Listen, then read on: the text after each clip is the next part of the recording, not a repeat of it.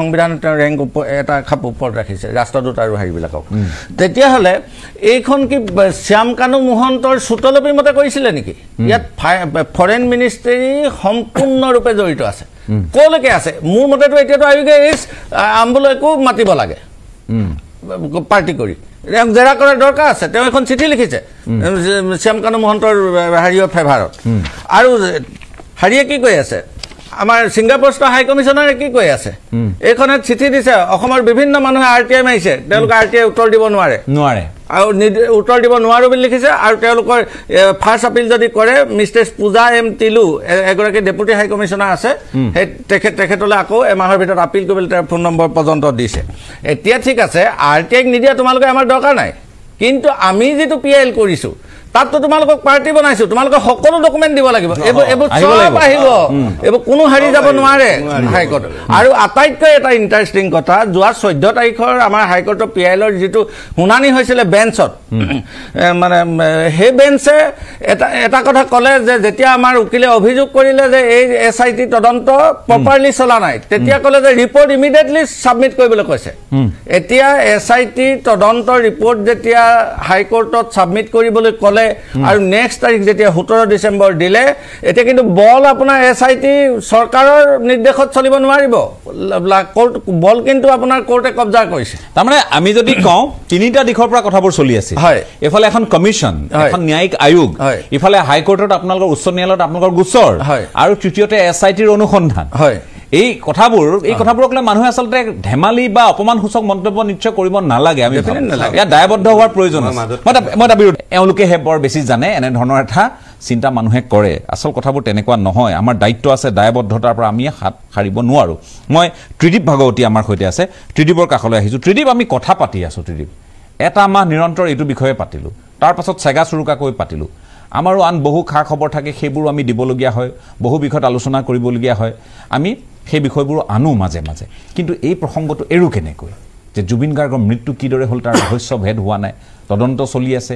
ত্ৰিকোণীয় কিছুমান কথা বতৰা আমি দেখিছো ত্ৰিকোণীয় মানে আমি যে ক'লো যে উচ্চ ন্যায়ালয়ত চলি আছে এইফালে ন্যায়িক আয়োগ এখন গঠন কৰি দিয়া হৈছে এছআইটি তদন্ত চলি আছে তাৰ পাছতো আমি ৱাদিহ বিচাৰি পোৱা নাই যে কি হৈছিল দৰাচলতে 19 ছেপ্টেম্বৰত ত্ৰিদীপ মই আপোনাৰ কাষলৈ আহিছো মানে ৰাজদীপ দা মই আজি প্ৰায় এমাহমান পাছত আপোনালোকৰ কেমেৰাৰ আগত এনেকৈ কথা কৈছোঁ যোৱা এমাহ অসমৰ বিভিন্ন ঠাইলৈ গৈছোঁ জুবিন গাৰ্গৰ স্মৃতিচাৰণ অনুষ্ঠান কিছু কিছু ঠাইত পাতিছে তাত কথা কৈছোঁ আচলতে এই বিষয়টোত একেখিনি কথাই কৈ থাকিবলৈ আমনি লাগে আৰু একেখিনি কথা কৈ থকাটো বৰ বিৰম্বনা এটা হৈছে আমি প্ৰায় একেখিনি কথাই কৈ আছো তো 19 ছেপ্টেম্বৰৰ পৰা নতুন কথা একো সংযোগ হোৱা নাই সেইবাবে আচলতে মই কথা ক'বলৈ এই বিষয়টোত যদিও ফেচবুকত মাজে মাজে কেতিয়াবা লিখো কাৰণ আমাৰতো প্ৰত্যেকটো দিন ৰাতি প্ৰত্যেকটো প্ৰহৰটো জুবিন গাৰ্গ থাকে লগত কিন্তু এনেকৈ ক'বলৈ মই খোজা নাছিলোঁ তথাপি মই আজি দুটামান কথা মই এইবাবে ক'ব খোজো কাৰণ মৌলিক প্ৰশ্নকেইটা একে আছে প্ৰথম বাক্যটোৱে হৈছে যে জুবিন গাৰ্গক অসমীয়া জাতিটোৱে 53 বছৰত হেৰুৱাটো আমাৰ জাতীয় ব্যৰ্থতা জুবিন গাৰ্গ এগৰাকী শিশুসুলভ ব্যক্তি আছিল জুবিন দাই সকলো কথা বতৰা তেওঁ নিজৰ ধৰণে চাইছিল তেওঁক যে আমি জীয়াই ৰাখিব নোৱাৰিলো তেওঁ যে 53 বছৰত আঁতৰি গৈছে সেইটো আমাৰ জাতীয় ব্যৰ্থতা আমি যেতিয়া অহা 10-15 বছৰ পাছত 50 বছৰ পাছত অসমীয়া জাতিৰ নতুনকৈ কোনোবা ইতিহাস লিখিব এই কথাটো মানুহে কিন্তু প্ৰশ্ন আমাৰ আটাইকে কৰিব 1 2 এতিয়া তেওঁ আঁতৰি যোৱাৰ পাছত আমিতো কেইটামান সাধাৰণ কথাই খুদি আছো সেই দিনটোৰ পৰা 19 তাৰিখৰ পৰা খুদি থকা কথাটো কি যে 19 তাৰিখে ৰাতি তেওঁ সেই ষ্ট্ৰীট সিংগাৰ গৰাকীৰ লগত গান গোৱাৰ পাছত হোটেললৈ গ'ল ৰাতি খুলেনে নাই যদি ৰাতি খোৱা নাছিল তেতিয়াহলে তেওঁ খোৱাটো তেওঁৰ বাবে যেহেতু এটা জৰুৰী কথা সেইটো কৰা হৈছিল নে নাই হোৱা নাই মেডিচিন ললে নে নাই সেইটো এটা ডাঙৰ প্ৰশ্ন আৰু আটাইতকৈ ডাঙৰ প্ৰশ্নটো হ'ল তেওঁ কিয় ইয়তখনলৈ লৈ যোৱা হৈছিল কোনে লৈ গৈছিল ইয়তখনলৈ লৈ যোৱাৰ পাছত তেখেত পানীত ডুবি যোৱা আৰু পানীত এতিয়া ডুবিছিল নে পানীত উপঙি আছিল এই কথাবোৰটো আমি নাজানো আজিলৈকে তাৰ পাছত তেওঁ কেতিয়া আহি এম্বুলেন্স পাইছিল কেতিয়া আহি পাৰ পাইছিল সেইটো আমি নাজানো এই ঘটনাবোৰৰ সিকোয়েন্সটো কিমান ঘণ্টাৰ 2 ঘণ্টাৰ 3 ঘণ্টাৰ 30 মিনিটৰ 10 মিনিটৰ সেইটো আমি নাজানো এইকেইটাইটো মৌলিক প্ৰশ্ন আৰু আটাইতকৈ ডাঙৰ বিষয়টো হৈছে ন্যায়িক কথাবোৰটো আমি আটাইয়ে জানো আমি সৰুৰে পৰা যেতিয়া ডাঙৰ হৈছো আমিতো সিনেমা টিভি পত্ৰ পেপাৰ আটাইতে দেখি থাকো ন্যায়ালয়ত কেনেকৈ কাম কাজবোৰ হয় আজি যিবোৰ ষ্টেটমেন্ট এছআইটিয়ে লৈছে এইবোৰ এদিন ন্যায়ালয়লৈ যাব তাৰ পাছত এটা বিচাৰ প্ৰক্ৰিয়া হ'ব আৰু মানুহৰ মনত থকা সন্দেহটো কি মানুহে চকুৰ আগত যিকেইটা উদাহৰণ দেখিছে সাংবাদিক পৰাগ দাসৰ হত্যা হওক আজিলৈকেতো কোনো উত্তৰ তাৰ পৰা ওলোৱা নাই আকৌ জুনমণি ৰাভাৰ কথাটো এতিয়াইতো মানুহৰ মনলৈ আহে বা আমাৰ ন্যায়িক ব্যৱস্থাটোৰ সেইটো মই দোষাৰোপ কৰিব যোৱা নাই কিন্তু ন্যায়িক ব্যৱস্থাটো যে আমাৰ লেহেমীয়া সেই কথাটো মানুহে জানে তাৰ পাছত মানুহে যেতিয়া দেখিছে যে এই গোটেই কথাটো গৈ আমি এই ধৰণে লৈ গৈছো যে আমি তাৰিখ ধৰি দিছো এতিয়া 8 ডিচেম্বৰত এছআইটিয়ে প্ৰতিবেদন দিলে মই ধৰি ললো তাত কথাকেইটা ওলাল শাস্তি পোৱালৈকেতো আৰু বাদ আছে নহয় ন্যায়ালয়ে শাস্তি দিব এছআইটিয়েতো শাস্তি দিব নোৱাৰে এছআইটিয়ে দুখী অভিযুক্ত বুলি তেওঁলোকক দেখুৱাব তাৰ পাছত আমাৰ স্বয়ং মুখ্যমন্ত্ৰী গৰাকীয়ে কৈছে তেওঁ ৰাজপথলৈ আহি যাব মানে এই ধৰণৰ কথা যদি আমি জুবিন গাৰ্গৰ ন্যায়ৰ ক্ষেত্ৰত কৰি পেলাও আমি বিশ্বৰ সন্মুখত কেনেকে মুখ উলিয়া মই এইটো উত্তৰ মোৰ ওচৰত নাই তাৰ পাছৰ গুৰুত্বপূৰ্ণ কথাটো হৈছে জীয়াই থাকোতে মানুহজনক আমি অপমান কৰিছো আটাই কৰিছো জীয়াই থাকোতে মানুহজনক সমালোচনা কৰিছো জীয়াই থাকোতে মানুহজনক এনেকুৱা পৰ্যায়ত তুচ্ছত আছিল আমি আটাই কৰি থৈছো সেইবোৰ কথা এতিয়া নিজে পৰিচালে নিজৰ বেয়া লাগে মই সামৰি কৈছো দে আমাৰ আটাইকে সামৰি মই কথাটো কৈছো আৰু মই এই কথাও ক'ব খোজা নাই এই কথাটো মই প্ৰথম দিনটোৰ পৰা কৈ আছো যে জুবিন গাৰ্গে সমালোচনা গ্ৰহণ কৰিব জনা নাছিল জানিছিল তাৰটো উদাহৰণ মই মুকে মাতি নিছিল তেওঁক মই সমালোচনা কৰাৰ পাছত তেওঁ সমালোচনাও গ্ৰহণ কৰিছিল তেওঁ এইবোৰ মানে তেওঁ সেইবোৰ ধৰি থাকিলে জুবিন গাৰ্গে কিমান অভিমানত থাকিলেহেঁতেন সেইটো কল্পনাই কৰিব নোৱাৰি তেওঁক আমি ইমান বেয়াকে কৈ থৈছো এতিয়া মোৰ ভয়টো হৈছে মৃত্যুৰ পাছত যোৱা প্ৰায় এমাহ দুমাহত আমি এনেকুৱা এটা পৰিৱেশ অসমত সংৰচনা কৰিছো নেকি এছআইটিৰ নামত জুবিন গাৰ্গ গৰাকীক আমি আকৌ হত্যা কৰিম নেকি মৃত্যুৰ পাছত তেওঁৰ আকৌ আমি চৰিত্ৰ হনন কৰিম নেকি আমি এটা কথা পাহৰি গলে কিন্তু ভুল হ'ব জুবিন গাৰ্গ ভুল শুদ্ধ ভাল বেয়া আটাইবোৰ জীয়াই থাকোতে কিন্তু আমি মানি লৈছিলো তেওঁৰ প্ৰতিটো কথা আমি মানি লৈছিলো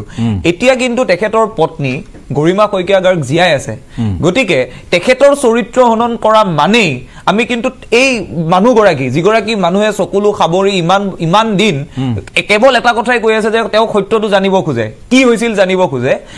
তেওঁক কিন্তু আমি অপমান কৰা হ'ব এই বিষয়বোৰ স্পৰ্শকাতৰ বিষয় এই বিষয়বোৰৰ ক্ষেত্ৰত আমি সজাগ আৰু সচেতন হ'ব লাগে সামাজিক মাধ্যমত বহুতে লিখা মেলা কৰি আছে এই কথাবোৰ কি তথ্যত লিখিছে যিগৰাকী ব্যক্তিয়ে এইবোৰ কথা লিখা মেলা কৰে তেওঁলোক এছআইটিলৈ গৈছে নাই তেওঁৰ হাতত ইমান যদি তথ্য আছে এছআইটিলৈ যাওক নালাগে কমিশনলৈ যাওক কথাবোৰ কৈ আহক কিন্তু এই কথাটো মানি লোৱাটো বৰ অসম্ভৱ কথা এটা জুবিন গাৰ্গৰ যে মৃত্যুৰ পাছত চৰিত্ৰ হনন কৰাৰ বাবে পৰিকল্পিতভাৱে এটা চক্ৰই চেষ্টা কৰি আছে এই কথাবোৰ বৰ মানি লোৱাটো দৰকাৰ গতিকে মই আপোনাক শেষত এটা কথাই ক'ব খোজো কা বিৰোধী গণ আন্দোলন হৈছিল কা বিৰোধী গণ আন্দোলনৰ পাছত চৰকাৰৰ হাতত কিছুমান টেকটিক্স আছিল যে অসমীয়া মানুহক কেনেকে আমি ভাগ হৈ পেলাব পাৰো ভাগ হৈ গৈছিল সফল হৈছিল আকৌ তাৰ আগৰ উদাহৰণবোৰ চাওক অসম আন্দোলন হৈছিল প্ৰত্যেকটো আন্দোলন প্ৰত্যেকটো ডাঙৰ ডাঙৰ ঘটনাৰ পাছত মানুহ ভাগ হৈ যায় এই বিষয়টো ব্যৰ্থ কৰিছে কোন চৰকাৰ বাদ দিয়ক ৰাষ্ট্ৰযন্ত্ৰটোৱে ব্যৰ্থ কৰি পেলাইছে এতিয়া এই বিষয়টোৰ ক্ষেত্ৰত কিন্তু মই এটা কথা বুকু ধাত থৈ ক'ব খোজো আমাৰ বয়সৰ মানুহখিনিতো অকল মইহে মাজে মাজে টিভিত ওলাই থাকো বেছিভাগে টিভি নেচাই টিভি এইবিলাক আজিকালি তেওঁলোকে নিজৰ পৃথিৱীখনত থাকে প্ৰত্যেকটো আড্ডাত প্ৰত্যেকটো দিনত প্ৰত্যেকটো সন্ধিয়াত মানুহে কিন্তু এই প্ৰশ্নটো তুলি আছে এই প্ৰশ্নটো কৈ আছে মানুহে এই কথাটো সুধি আছে আমাৰ বয়সৰ মানুহবোৰে যিয়ে জুবিন গাৰ্গৰ মাজতেই ডাঙৰ হৈছে জুবিন গাৰ্গক লৈ বুকুত খামুটি জীয়াই আছে সদায় কিন্তু এই প্ৰশ্নটো কৰি আছে তেখেতৰ মৃত্যুৰ ৰহস্যটো উদ্ঘাটন হ'ব লাগিব কাৰণ কোনেও অসমৰ এজন মানুহেতো কোৱা নাছিল হত্যা বুলি কোনে কৈছিল মুখ্যমন্ত্ৰীয়ে কৈছিল অসমৰ এজন মানুহেতো প্ৰথমতে কোৱা নাছিল যে আমি ৰাস্তাত গৈ আন্দোলন কৰিম ন্যায় বিচাৰি কোনে কৰিছিল মুখ্যমন্ত্ৰীয়ে কৰিছিল এই প্ৰশ্নবোৰৰ উত্তৰ কিন্তু দিব লাগিব 26ৰ নিৰ্বাচনটো অসমত বিভিন্ন বিষয় লৈ হওক 26ৰ নিৰ্বাচনটো অসমৰ প্ৰত্যেকটো বিষয় লৈ হওক জুবিন গাৰ্গক লৈ শাসক হওক বিৰোধী হওক সমানে কিন্তু দেই বিৰোধীসকলেও মই কাকো মানে এইবিলাক কথা মই এতিয়া ৰাজহুৱাকে ক'বলৈ দিগদাৰ আটাইবোৰ মানুহকতো চিনিয়ে পাওঁ আটাইবোৰ মানুহে আগতে কি কৈ থৈছে এইটো মনতে আছে বিৰোধীসকলেও যদি ভাবিছে যে জুবিন গাৰ্গৰ বিষয়টো লৈ আমি এইবাৰ হিমন্ত বিশ্ব শৰ্মাৰ চৰকাৰখন উফৰাই দিম সেই কথাও কিন্তু হ'ব নোৱাৰে জুবিন গাৰ্গৰ বিষয়টো থাকিব কিন্তু জুবিন গাৰ্গৰ দৰে পবিত্ৰ পুণ্যাত্মাটোক আপোনালোকে ৰাজনীতিলৈ নানিব এইটো কথা আপুনি মই জানো আমি সকলোৱে জানো যে শাসকেও জানো কম কটু সমালোচনা বিৰোধীও কম কৰিছিলে সকলোৱেতো সমান বিৰোধীও কৰিছিলে আজি যিসকল সৰব ৰাতিপুৱাৰ পৰা গধূলিলৈ এনে বিধায়কো আমি দেখো ফেচবুক অন কৰিব মানে এনে দেখুৱাব যে তেওঁহে কেৱল মানে জুবিন অনুৰাগী সেইটো নহয় গতিকে মই অসমখন মই শেষ কৰিছো মই শেষত এইটো কথাই ক'ব বিচাৰিছো 26ৰ নিৰ্বাচনটো বিভিন্ন বিষয় লৈ হ'ব জুবিন গাৰ্গৰ বিষয়টো আপোনালোকে এই পৰ্যায়লৈ লৈ নেযাব যে জুবিন গাৰ্গৰ কথা কাৰণ সমগ্ৰ বিশ্বই চাই আছে নহয় এতিয়াতো মানুহে মাইকেল জেকচনৰ পাছত জুবিন গাৰ্গৰ নামটো পায় বিচাৰে অসম আৰু অসমীয়া কোন যেতিয়া দেখে অসম আৰু অসমীয়া ইমান মেৰুদণ্ডহীন জাতি যিটো জাতিয়ে তেওঁলোকৰ আটাইতকৈ ডাঙৰ সম্পদটোক লৈ ৰাজনীতি কৰে তুলুঙা কথা কয় আৰু মৃত্যুৰ পাছত তুলুঙা কথা কয় এই কথাবোৰ দেখি কিন্তু মানুহে খুব লাজ পাব আমাক কিন্তু লাজ আমি বাহিৰলৈ গ'লে খুব লাজ পাম কিন্তু গতিকে মই শেষত এটা বাক্য কৈছো জুবিন গাৰ্গে মৃত্যুৰ পাছত এটা কথা প্ৰমাণ কৰি গৈছিল যে আমাৰ অসমৰ সৰু সৰু মানুহবোৰ আপোনাৰ মোৰ দৰে মানুহবোৰ বা ইয়াত বহি থকা মানুহবোৰ আমি সৰু মানুহ নহয় আমাৰতো মানে আমি ইমান ডাঙৰ ডাঙৰ সপোন দেখা নাই আমাৰ ল'ৰা ছোৱালীয়ে বাহিৰত পঢ়ি থকা নাই আমি য'ত যিখন ৰাজ্যৰ মুখ্যমন্ত্ৰী তাত আমি নিজৰ ল'ৰা ছোৱালীক নপঢ়াই বাহিৰলৈ পঠিয়াই দিয়া নাই তেনেকুৱা পৰ্যায়তো আমি নাই গতিকে সৰু মানুহবোৰক তেওঁ একগোট কৰি গ'ল সৰু সজাই সোণাপুৰলৈ গৈ থকা মানুহবোৰ হিন্দু মুছলমান জাত পাত এইবিলাক তেওঁ নাইকিয়া কৰি পেলাই থৈ গৈছে কিন্তু জাতীয় বিষয়বোৰতো একমত হৈ আছে দেই এই কথাটোত আচলতে জুবিন গাৰ্গক চাগে বহু মানুহে হিংসা কৰে যে আমাৰ বহু মানুহৰ জাতীয় বিষয়ত ইছ্যুবিলাকত আমাৰ ষ্টেণ্ড সলনি হয় জুবিন গাৰ্গৰ কিন্তু আজিলৈ নাই হোৱা কাখন আজিও তেওঁ শেষলৈকে বিৰোধ কৰি থৈ গৈছে অবৈধ নাগৰিকক তেওঁ যাব লাগে বুলি শেষ দিনটোলৈকে কৈ গৈছে বহু মানুহৰ সলনি হৈ কাৰণে চাগে তেওঁক বেয়া পায় তেওঁৰ ঠাইলৈ বেছি মানুহ গ'লে তেওঁলোকে ঈৰ্ষা কৰে মই শেষত এটা কথাই ক'ব খোজো যদিহে কোনোবাই জুবিন গাৰ্গৰ মৃত্যুৰ পাছতে একগোট হৈ থকা সৰু মানুহবোৰক ভেঙুচালি কৰি তেওঁলোকে নিজৰ ৰাজনৈতিক কথাবোৰ কৈ থাকে নিজৰ ধৰণে কথাবোৰ সজাই নিবলৈ গৈ থাকে ইতিহাস আছে আমাৰ প্ৰজন্মক এটা আছে আমি কিন্তু প্ৰশ্নবোৰ সুধি যাম যিয়ে যেনেকৈ পাৰে প্ৰশ্নবোৰ সুধি যাব আৰু মৃত্যুৰ পাছত এই জুবিন গাৰ্গ নামৰ ডাঙৰ শক্তিটোক অপমান কৰাৰ ভুলটো কোনেও কৰি থকাটো অনুচিত সেই কামটো কৰা বাদ দিব লাগে ঠিক আছে মই আৰু এক মিনিট দিয়া কোনোবাই যদি দিয়া নাই দিয়া নাপায় এইটো কথা সঁচা এই বিষয়টোত মই কম কথাটো এনেকুৱা এতিয়া জুবিন গাৰ্গৰ হত্যাটো এনেকুৱা এটা পৰ্যায়ত গৈছে আমি যদি আয়োগতো যাওঁ বা ক'ৰবাত যাওঁ আমাক ঠাট্টা কৰিব ঠাট্টা কি মই কওঁ মোৰো নামটো আহিছে তাতে কোনে কি ঠাট্টা কৰে সেইটো লৈ মই পিছফালে ঘূৰি চোৱা মানুহ নহয় কৰি থাকোঁ কিন্তু সেইসকলৰ চৰিত্ৰটো খোল খাব লাগিবতো মই আকৌ কৈছোঁ যে এই জুবিন গাৰ্গৰ ন্যায় প্ৰক্ৰিয়া 50% হৈ আছে আৰু আৰম্ভ হ'ব অসমতো হৈ আছে কোন সময় ঠিক নাই কোন সময় কোন বাছে ঠিক নাই এইটোতো 50% সমাপ্ত হোৱা নাই বুলি ক'ব লাগিব আৰু আপুনি যিটো কথা ক'লে ছিংগাপুৰত তদন্ত মোৰ আজিও মই ডাঠি কৈ আছোঁ আৰু সেইখিনি মই আয়োগতো জনাম যে মোৰ গোচৰৰ তদন্ত তাত চলি আছে আৰু অহা মাহৰ পৰা কৰোনাৰ কোৰ্টত যাব বুলি মোক জনাইছে আৰু এই কথাটো মই শপতনামা যোগে আয়োগক জনাম আপোনাক কৈছে কৰোনাৰ সেইটো মই শপতনামা যোগে জনাব যে মোক এইটো কৈছে এইটো আয়োগৰ নাম গোটেইখিনি জনাম কাৰণ এটা কথাও তাত লোকঢাক কৰিব নোৱাৰে আপুনি এতিয়া আহক এই জুবিন গাৰ্গৰ হত্যাৰ গোচৰত আটাইতকৈ মানে অভিযুক্তৰ নাম সাঙুৰ খাইছে শ্যাম কানু মহন্ত শ্যাম কানু মহন্তৰ ককাই হৈ গ'ল ননীগোপাল মহন্ত ভাস্কৰ জ্যোতি মহন্ত ইতিমধ্যে পদত্যাগ কৰিছে এইটো খুব গুৰুত্বপূৰ্ণ কথা অকণমান মোক সময় দিব ননীগোপাল মহন্তৰ বিৰুদ্ধে মই বিভিন্ন ধৰণৰ অভিযোগ দিছোঁ আজিলৈ তেওঁ মোৰ লগত গোচৰ কৰিম বুলি এতিয়ালৈ কৰা নাই আজি 60 দিন হ'ব হৈছে এতিয়ালৈ তেওঁ গোচৰ কৰা নাই মানহানি তাৰমানে তেওঁ জড়িত আছে মানহানি গোচৰটো বাদে দিয়ক হঠাৎ যোৱা 11 নৱেম্বৰৰ কথা ক'লোঁ মই 7টা বিজ্ঞাপন গুৱাহাটী বিশ্ববিদ্যালয়ৰ পদবীৰ বাবে আগষ্টত নটিফিকেশ্যন হৈছে জুনত ইণ্টাৰভিউ হৈছে আৰু ৰিটেন পৰীক্ষাৰ মানে লিখিত পৰীক্ষাৰ ফলাফল ঘোষণা নোহোৱাকৈ তেখেতসকলে ননীগোপাল তেখেত বুলি ক'লেও ভুল হ'ব 5 গৰাকী তাতে গুৱাহাটী বিশ্ববিদ্যালয়ৰ 5 গৰাকীক নিযুক্তি দিছে মানে লিখিত ফলাফল ঘোষণা নোহোৱাকৈ দেই আজিলৈ আপুনি ইউনিভাৰ্চিটিৰ ৱেবছাইটত যাব এই 5 গৰাকী যে দিলে ৱেবছাইটতো কোনো ধৰণৰ আপলোড নাই আচ্ছা এতিয়া 5 গৰাকী পালে কোনে সেইটোহে মেইন কথা তাত RSSৰ কৰ্মী আছে তাত আটাইতকৈ বিতৰ্কত আজি যিগৰাকী হিতেশ দেৱ শৰ্মা খুব ডাঙৰ সভ্য সমাজৰ ব্যক্তি বুলি কয় তেখেতৰ পুত্ৰ ইতিমধ্যে বিপ্লৱ শৰ্মা আয়োগৰ APSC কেলেংকাৰীৰ নাম সাঙুৰ খাইছিলেই তেওঁৰ নাম আছে তেওঁৰ পত্নীক আকৌ চাকৰি দিছে বিশ্ববিদ্যালয়ত মেৰিটত পাব পাৰে আমি জুবিন গাৰ্গৰ বিষয়টোৰ লগত এইটো বিষয় কেনেকৈ সম্পৰ্ক মই আনি দি আছোঁ তাৰপিছত মেৰিটত পাই নাপায় আমি সেইটো বিষয়লৈ নাযাওঁ ফলাফলটো কিয় ঘোষণা নহ'ল আজি 5 দিন হৈ গ'ল মই অভিযোগ দিছোঁ গোটেই মই নটিফিকেশ্যন দি দিছোঁ যে এই ৰিটেন পৰীক্ষাৰ কিয় ফলাফল ঘোষণা নহ'ল বহুত ছাত্ৰই মোক যোগাযোগ কৰিছে যে আমি 2000 ফিজ দিছোঁ 442 গৰাকীয়ে তাত ৰিটেন পৰীক্ষাৰ কাৰণে 2000 ফিজ প্ৰায় 10 লাখ টকা কালেকশ্যন হৈছে তেখেতসকলক ৰিটেন পৰীক্ষাৰ কাৰণেই নামাতিলে ৱেবছাইটত ৰিজাল্ট আপলোড নকৰাৰ কাৰণে 5 গৰাকী নিযুক্তি দিলে তাৰে ভিতৰত এগৰাকী হৈ গ'ল হিতেশ দেৱ শৰ্মাৰ বোৱাৰী আৰু এই কথাটো ক'ৰ পৰা সংযোগ হ'ল আপোনালোকে আপুনি যিটো সংযোগৰ কথা কৈছে মই কৈ দিওঁ আপুনি আৰু আমাৰ সিদ্ধাৰ্থ অভিজিৎ শৰ্মা ডাঙৰীয়া একেলগে দিব গৈছিলে হয়তো এদিনত গৈছিলে আপোনালোকে আগা পিছা নহয় ন্যায়ৰ কথা কৈছে আয়োগৰ কথা এদিনৰ আগা পিছাকৈ গৈছিলে যোৱাত কি হ'ল সংযোগটো মই কৈ দিওঁ 1 মিনিট তাতে কি হ'ল তেওঁ এটা ঠাট্টা কৰি আপোনালোকৰ কথা কৈছে মই তেওঁৰ ফেচবুক কি হৈছে শুনক এগৰাকী কোনোবা মহিলাই তেওঁক সুধিছে যে আপুনি বেলেগক ঠাট্টা কৰাৰ আগে আপুনি কওক আপোনাৰ বোৱাৰীয়ে দুৰ্নীতি কৰি চাকৰি লৈছে এইটোৰ বিষয়ে কি ক'ব দুলু আহমেদে মুকলি অভিযোগ দিছে তেতিয়া তেওঁ কৈছে যে দুলু আহমেদৰ কথাত মই মানহানি গোচৰ নকৰোঁ দুলু আহমেদ দল সলোৱা নেতা আৰে জুবিন গাৰ্গৰ হত্যাৰ লগত ননীগোপাল মহন্তৰ 2 নম্বৰী চাকৰিৰ লগত মোৰ দল খলোৱাৰ কথা কি আছে মইতো দলে খলাইছো তোমালোকে বিবেক বিক্ৰী কৰিছা ডাঙৰ ডাঙৰ কথা কৈ অসমৰ ৰাজ্যক ঠগবাজি কৰিছা আৰু এই চাকৰিটো এনেকুৱা পৰ্যায়ত হৈছে যে শ্যামকানু মহন্তক কোনে সুৰক্ষা দিছিল বাক্সা জেলত গুলিয়াগুলি কাৰ নেতৃত্বত হৈছিলে আপুনি সেইফালৰ পৰা সংযোগ গীতাৰ্থদেৱ শৰ্মাৰ নিৰ্দেশত গুলিয়াগুলি হৈছিলে আৰু সেই গীতাৰ্থদেৱ শৰ্মাৰ পত্নীক ননীগোপাল মহন্ত এৱাৰ্ড হিচাপে এই চাকৰিটো অবৈধভাৱে দিছে এইবিলাকৰো বিচাৰ হ'ব লাগিব আৰু আটাইতকৈ বেয়া লাগিছে আজি গুৱাহাটী বিশ্ববিদ্যালয়ত ধৰ্ণা হৈছে ইউনিয়ন আজি কৈছে যে জবাব দিয়ক আজি 5 দিন হ'ল জবাব দিব পৰা নাই তুমি যদি ৰিটেনৰ ফলাফল ঘোষণা কৰিছা জবাব দিয়া ক'ত দিছা আজিলৈ পৰা নাই আৰু আটাইতকৈ বেয়া লাগিছে কি ছাত্ৰ ছাত্ৰী বুলি ক'লে আমাৰ ছাত্ৰ সন্থাৰ এটা বিশেষ ভূমিকা থাকিব লাগে কেৱল যোৱাকালি এগৰাকী বিশ্ববিদ্যালয়ৰ ছাত্ৰ সন্থাৰ কোনোবা এগৰাকী উপসভাপতি তেওঁ কালি ফেচবুক যোগে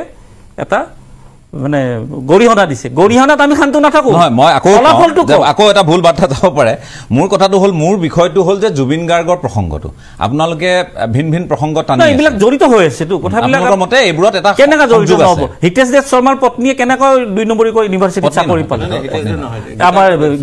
হিতেশ দেৱৰ বোৱাৰী হয় তো তেওঁটো ডাঙৰ ডাঙৰ কথা কয় ফেচবুকত তুচ্ছতাচ্ছিল্য কৰি কথা কয় মোক দল খলোৱা বুলি কয় মই দল খলাইছো দল মুখ্যমন্ত্ৰী খলাইছে বেলেগও খলাইছে দল খোলাটো অপৰাধ নহয় কিন্তু তোমালোকৰ নিচিনা সমাজৰ মানে সভ্য বুলি নিজকে জাহিৰ কৰি ফুলা এইবিলাক যে আমাৰ অভিজিৎ শৰ্মা ডাঙৰীয়া যেটো ক'লে তেখেতসকলৰ একো নহয় এটা টাইমতে তেখেতৰ ল'ৰা ছোৱালী নাতিপুতে হাইব যে আমাৰ ঠিক আছে মই সেইটো পৰা অকমান হয় যে কি নহক মই সেই বিষয়বোৰ হ'ল চক এতিয়া কথাটো হ'ল খোৱা নাই এতিয়া কথা হ'ল নুপুৰ বৰা কেছটো এই একেগৰাকী ইয়াৰ আয়ো ৰৌজি ৰাণী কলিতাৰ নেতৃত্বতে নুপুৰ বৰাক কালিপক্ষে এৰেষ্ট কৰিছিলে সবে জানে সাৰ্কুল অফিচাৰ কত পইচা পাইছিলে কোৰ্টত কিয় বেল পালে যে এগৰাকী মহিলাক সুপ্ৰিম কোৰ্টে কৈ দিছে যে কোনো কাৰণতে ৰাতি এৰেষ্ট কৰিব নোৱাৰিব উইদাউট মানে জুডিচিয়েল মেজিষ্ট্ৰেটৰ অৰ্ডাৰ অবিহনে সেই কথাটো কি ৰৌজি ৰাণী কলিতাই নাজানে নেকি সবে জানে এই 2 ষ্টাৰ এসআই পা আদি কৰি সবে জানে কিন্তু তাৰ পিছতো অৰ্ডাৰ নলোৱাকে এৰেষ্ট কৰিলে ৰাতি 8টা বজাত বেল পাই গ'ল হেবু সব কৰোবাৰী বুলি কোৱাৰ কথা আৰু এই আইও যে এতিয়া যোৱা নাই হেতু এটা মানে পিছত আইনত এটা হুৰুঙা ৰাখি গৈছে গতিকে কিন্তু আজি মই ইয়াৰ পৰা এটা কথা হকিয়াই দিছো অহা 17 তাৰিখে যেটো আমাৰ হিয়াৰিং হ'ব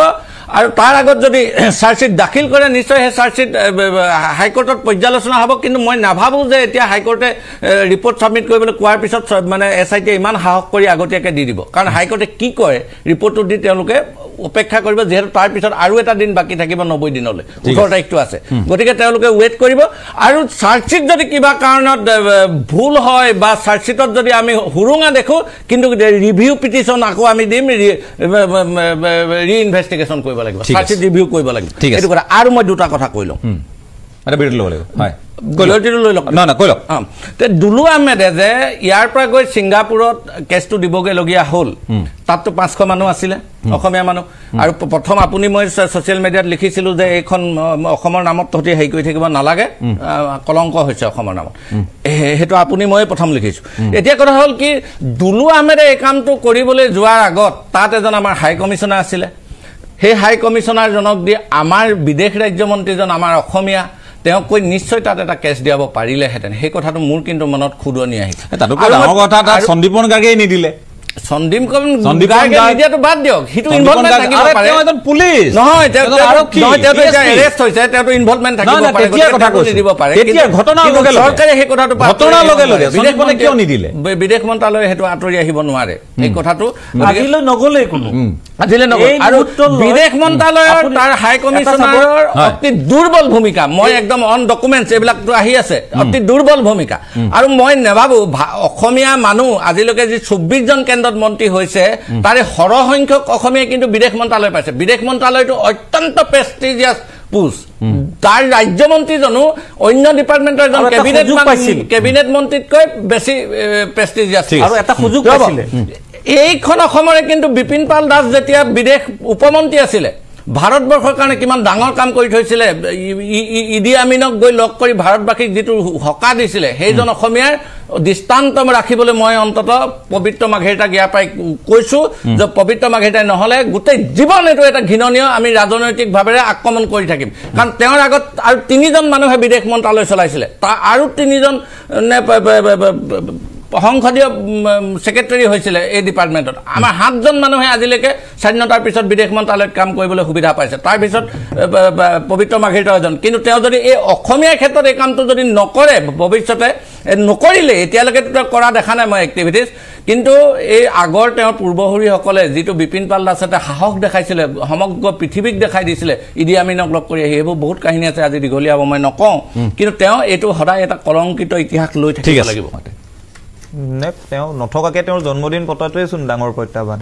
আজি কাইলৈৰ পৰা আমাৰ অভ্যাস হ'বহে জুবিন গাৰ্গৰ জন্মদিন জুবিন গাৰ্গ নোহোৱাকে কেনেকে পাতিব লাগে সেইটোতো আমি আজিলৈকে শিকাই নাই আৰু তেওঁ মানে আমাৰ আটাইতকৈ বেয়া লোৱা কথাটো হ'ল যে আমাৰ এই 2-3টা প্ৰজন্ম ধৰক 1990 2000ৰ প্ৰজন্মকেইটা আমি মানুহজনক বুজি পাওঁ বুলি ভবা সময়ত তেওঁ নাইকিয়া হৈ গৈছে যে এতিয়া মানে এটা মোৰ মানে সদায় মই ভাবো যে আমাৰ দেউতাহঁতে ভূপেন হাজৰিকাৰ গান শুনিছিল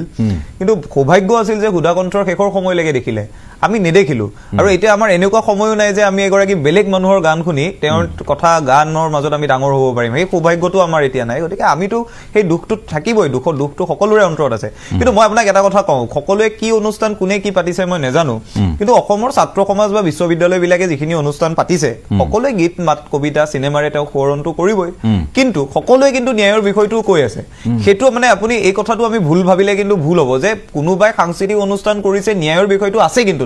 আৰু মই বাদ দিলো আমি বিশ্ববিদ্যালয়সমূহতো আপোনালোকৰ কেমেৰা গৈ থাকে এইবোৰ আপোনালোকে ঢুকি পাই থাকে যিবোৰ আমাৰ ঘৰবোৰৰ আলোচনা প্ৰত্যেকখন ঘৰত দিনততো এবাৰ হলেও আপোনালোকৰ টেলিভিছনত জুবিন গাৰ্গৰ ফটো এখন দেখে এবাৰতো দেখে কোনোবাই এছআইটিত যাওঁতে দিয়া বাইটটোৰ কাৰণেই দেখে ঘৰত কিন্তু সকলো মানুহে পাতি আছে যে জুবিন গাৰ্গৰ ন্যায়ৰ বিষয়টোত কিন্তু আমি একগোট হৈ আছো এই ন্যায় কিন্তু দিব লাগিব সেইবোৰ সাধাৰণ মানুহ তেওঁলোকে ন্যায়ালয়ৰ পাক চক্ৰবোৰ বুজি নাপায় এছআইটি কি বস্তু বুজি নাপায় এটা কথাই জানে যে এই মানুহজন যে নাইকিয়া হৈ গ'ল যদিও ৰহস্যজনকভাৱে নাইকিয়া হৈ গৈছে অসমৰ সন্মানীয় মুখ্যমন্ত্ৰীগৰাকীয়ে যদি কৈছে হত্যা হৈছে হত্যাৰ কোনে কৰিলে এই প্ৰশ্নকেইটাৰ উত্তৰ দিব লাগে আৰু প্ৰতিষ্ঠা কি ধৰণে কৰিব প্ৰতিপন্ন কি ধৰণে কৰিব সেই কথাবোৰত গুৰুত্ব দিব লাগে সেইটো 1 নম্বৰ কথা 2 নম্বৰ কথা মই দীঘলীয়া কৰিব খোজা নাই মই মাত্ৰ এটা কথাই ক'ব খুজিছো যিটো কথা পলাশ ৰঞ্জন বৰুৱা ডাঙৰীয়াই কৈছে আৰু যিটো কথা আমি অকমান গুৰুত্ব দিয়াটো ভাল জুবিন গাৰ্গ যেতিয়া বলিউডত আছিল বলিউডত তেওঁ এনেকুৱা এটা পৰ্যায় পাই গৈছিল যে তেওঁ যদি বলিউডত থাকি গ'লহেঁতেন আজি আমি বলিউডৰ নামী দামী ষ্টাৰ নামী দামী গায়কবোৰৰ যি ধৰণৰ সম্পত্তিৰ তালিকা দেখো তেওঁ হৈ গ'লহেঁতেন তেওঁ অসমলৈ ঘূৰি গুচি আহিছিল এই কথাটো বৰ গুৰুত্বপূৰ্ণ কথা এটা কিয় অসমলৈ ঘূৰি আহিছিল অসম আৰু অসমীয়াৰ প্ৰতি থকা প্ৰেমৰ বাবে ঘূৰি আহিছিল তাৰ পাছত আহি অসমত আকৌ সংগ্ৰাম কৰিছে আকৌ একে ধৰণৰ তেওঁতো অসমৰ ষ্টাৰ আছিলেই তথাপি বলিউডখন এৰি অসমলৈ ঘূৰি আহিল কেন্দ্ৰীয় চৰকাৰৰ 19 ছেপ্টেম্বৰৰ পাছৰ পৰা টুইট গেটাৰ বাহিৰে আমাৰ শাসকীয় দলটোৰ কেন্দ্ৰীয় চৰকাৰৰ ভূমিকাটো কি প্ৰধানমন্ত্ৰী ডাঙৰীয়া গৃহমন্ত্ৰী ডাঙৰীয়া গৃহ ৰাজ্য মন্ত্ৰীগৰাকীটো অসমীয়া মানুহ এজন অসমীয়া মানুহতকৈ ডাঙৰ কথা জুবিন গাৰ্গৰ লগত থকা মানুহ এজন এই মানুহবোৰৰ ভূমিকা কি এই প্ৰশ্নবোৰো কিন্তু মানুহে কৰাটো বৰ দৰকাৰ মুখ্যমন্ত্ৰী ডাঙৰীয়াই কৈছে 8 ডিচেম্বৰ 10 ডিচেম্বৰত এছআইটিয়ে প্ৰতিবেদন দিব ঠিক আছে কিন্তু এই মানুহবোৰে কিবা মাত মাতিছে নাই নে তেওঁলোকে এই কথাটো ভাবি আছে যে জুবিন গাৰ্গ অসমীয়াত গান গোৱা সাধাৰণ ছিংগাৰ এজন আছিল এই কথাটো ভাবি আছে নেকি এই প্ৰশ্নটো মোৰ মাজে মাজে সুধিবলৈ মন যায় তেওঁলোকে যে বেপৰুৱা ভাব বেপৰুৱা চিন্তা চৰ্চা দেখুৱাইছে মই ক'ব খোজা নাই যে জুবিন গাৰ্গক কেন্দ্ৰীয় চৰকাৰে শ্ৰদ্ধা জনোৱাত কিবা ভুল হৈছে জনাই থাকক শ্ৰদ্ধা জনাই আছে বিভিন্ন কাম কাজ কৰি আছে কিন্তু জুবিন গাৰ্গক ৰাষ্ট্ৰীয় পৰ্যায়ত প্ৰতিষ্ঠা কৰাৰ বাবে কি পদক্ষেপ লোৱা হ'ব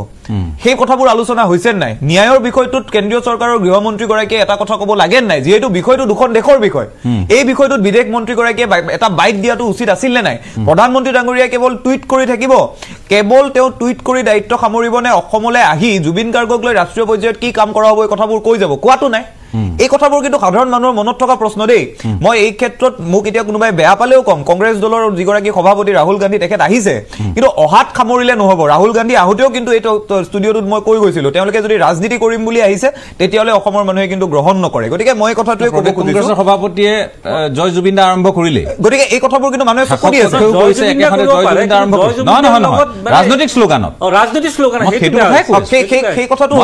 ক'ব পাৰে জয় জুবিন দা আপুনিও ক'ব পাৰে ময়ো ক'ব পাৰোঁ ৰাজনৈতিক শ্লোগান 21 তাৰিখলৈকে হিচাপ ওলাব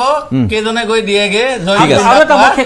মোক 1 মিনিট খালি সময় দিয়ক মোৰ বেছি সময় মই আৰু এটা বাক্য কৈ লওঁ যে মোৰ কথাটো এইটোৱে আছিল যে কেন্দ্ৰীয় চৰকাৰখনে জুবিন গাৰ্গৰ বিষয়টোক চিৰিয়াছলি ল'ব লাগে তেওঁক যদি মামুলি অসমীয়া গান গোৱা ছিংগাৰ বুলি কোনোবাই ভাবি আছে কেন্দ্ৰত বহি থকা অসমত বহি থকা অনা অসমীয়া মানুহে এই কথাবোৰ আঁতৰাই ল'ব লাগে কিন্তু এই কথাবোৰ সহ্য কৰাটো হয় মই বাকীসকলক এখন দিলোঁ আমি 30 ছেকেণ্ড এতিয়া এটা নতুনকৈ ৰাজনীতি হৈছে মই কাৰো নাম নকওঁ যে প্ৰতিমূৰ্তি স্থাপনৰ য'ত মানে সাংসদ বিধায়ক প্ৰাক্তন সাংসদ তেনেকুৱা এটা হৈছে কৰক ভাল কথা কিন্তু সেইসকলে আয়োগত অভিযোগ দিছে না সেই প্ৰশ্নটো আহিব লাগিব আৰু দ্বিতীয়তে মই কিছুমান কাম কৰিছোঁ ক'ব ইচ্ছা নাছিলে মই চিফ ছেক্ৰেটাৰীলৈ এখন পত্ৰ দিছোঁ এইবিলাক মই ৰাজহুৱা নকৰোঁ বাৰু যে জুবিন দিৱস হিচাপে ঘোষণা কৰিব লাগে ইমান এজন জনপ্ৰিয় ছিংগাৰ এইটো মৃত্যুৰ কালি যে বাৰ্থডে আছে চৰকাৰখনে ঘোষণা কৰিব লাগে যে জুবিন দিৱস হিচাপে আমি প্ৰতি বছৰে পালন কৰিম ইমান বেমেজালি ইমান খেলি মেলিৰ কোনো প্ৰয়োজনেই নাছিল আৰু আহিবই নালাগিছিল সেইটোৱে কথা যদি ৰাজনীতি কৰিছে তেতিয়াহ'লে ইয়াৰ পৰা অনুগ্ৰহ কৰি বিৰত থাকক এজন মানুহক ন্যায় দিবলৈ ইমানবোৰ খেল নেখেলিব এতিয়া এজন খুব চাফা মনৰ এজন সিধা মানুহ আছিল তেওঁ গতিকে বস্তুবোৰ সিধা চিধি হ'ব লাগে ইয়াত কোনে ৰাজনীতি কৰিছে কি কৰিছে সেইবোৰ বস্তু আমিও বুজি নাপাওঁ তেওঁলোকে ইমানখিনি মানৱীয়তা মানুহৰ নোহোৱা হৈ যাব পাৰেনে সেই মানুহজনৰ কাৰণেও সেই মানুহজনৰ ন্যায়ৰ কাৰণে তেওঁলোকে দুআষাৰ কথা ক'বহি নোৱাৰেনে যি হৈছিল সঁচা কথাটোহে ক'ব লাগে তাতনো তেওঁলোকক কোনে কি বিচাৰি আছে মুঠতে এতিয়াও মই অনুৰোধ কৰিম যে তেওঁলোকক দাবী জনাইছোঁ যে তেওঁলোক আহক কথাখিনি কওক আৰু আমি অন্তত সঁচা কথাটো আমি যাতে জানিব পাৰোঁ কি হৈছিল সেইটোৱে মোৰ যে প্ৰশ্ন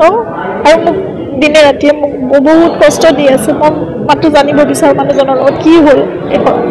ইমান মৰমেৰে আমি ৰখা মানুহজন সকলোকে ইমান মৰম দিয়ে মানুহজন কিয় ইমান নেগলেক্টেড হৈ সেই সময়খিনি কষ্ট পাব লগা হ'ল সেই মানুহজনৰ লগত কি হৈছিলে সেই কথাটোৱে শুদ্ধকৈ লাগে আৰু সেইটোৱে ন্যায় হ'ব তেওঁৰ প্ৰতি আৰু তাৰ বাহিৰে আমি এতিয়া কি দিব পাৰিম সেই মানুহজনক আমাক ইমান দি থৈ গ'লে সেই মানুহজনক আমি সিমানকণো দিব নোৱাৰোঁনে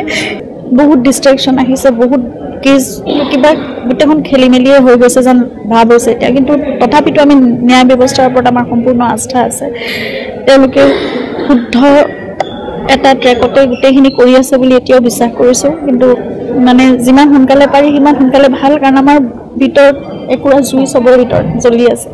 সঁচা কথাটো জানিব পাৰিলে শান্তি পাব জুবিন দা নোহোৱা হোৱা আমাৰ মাজৰ পৰা 2 মাহে হ'বলৈ হ'ল কিন্তু জুবিন দাৰ ন্যায় যে পোৱা নাই সেইটোৱে বহুত বেছি দুখৰ কথা জুবিন দাৰ লেখীয়া এজন সম্পদ হেৰুৱাই সমগ্ৰ অসমবাসীয়ে আজি বহুত বেছি আৱেগত আছে দুখত ভাঙি পৰিছে জুবিন দাৰ লেখীয়া সম্পদ এজন আমাৰ অসমৰ পৰা নাইকিয়া হোৱাটো বহুত বেছি আমাৰ অসমৰ বাবে দুখজনক কথা কিন্তু জুবিন দাৰ লেখীয়া মানুহ এজন যেতিয়া হেৰুৱাই পিনি আমাৰ ৰাইজে সাধাৰণ জনতাখিনিয়ে যেতিয়া প্ৰতিবাদত নামিবলগীয়া হৈছে ন্যায় পাওক বুলি যেতিয়া বিচাৰিবলগীয়া হৈছে চৰকাৰৰ ওচৰত হাত পাতিবলগীয়া হৈছে তেতিয়াহ'লে আন বেলেগ মানুহৰ যদি কেনেকুৱা ধৰণৰ কিবা হ'বলৈ হয় তেতিয়াহ'লে কিন্তু চৰকাৰলৈ আশা এৰিয়ে দিব মানুহে সাধাৰণ জনতাই আজি জুবিন দাৰ লেখীয়া সম্পদ এজনৰ কাৰণে যেতিয়া সকলোৱে প্ৰতিবাদত নামিবলগীয়া হৈছে জুবিন দাৰ কাৰণে সকলোৱে মাত মাতিবলগীয়া হৈছে ন্যায়ৰ হকে যেতিয়া মাত মাতিবলগীয়া হৈছে সঁচাই বহুত বেছি লাজৰ কথা দুখত ভাগি পৰিছে সমগ্ৰ অসমবাসীৰ লগতে গৰিমাবও বহুত বেছি আৱেগিক হৈ পৰিছে যে জুবিন দাক লৈ পিনি ৰাজনীতি নকৰিব হয় ঠিকেই কৈছে তেওঁ আজি বহুত বেয়া লগা এটা পৰিৱেশ হৈ আছে আমাৰ অসমখনত সোনকালে জুবিনে ন্যায় পোৱাটো সকলোৱে বিচাৰিছে আশাৰে বাট চাই আছে